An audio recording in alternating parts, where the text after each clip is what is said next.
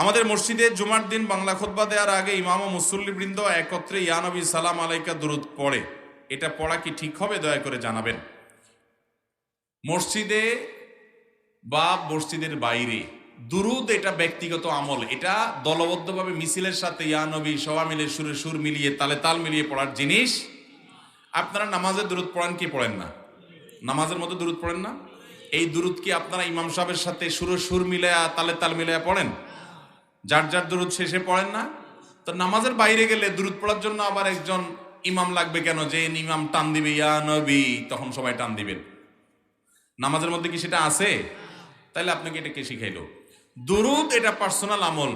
এটা যদি কেউ মনে করে যে না এটা সবাই মিলে করতে হবে, এটার জন্য সবাইকে ডেকে একত্রিত করতে হবে, এটা ভুল। এটা দুরূদ পাঠের কোনো পদ্ধতি ইসলামের নামে ভুল কোনো জিনিস নিজে থেকে যদি কোনো সংযোজন কোনো পদ্ধতি আপনি আবিষ্কার করে নিলেন কোনো ইবাদতের মধ্যে, সেটার নাম বেদাত।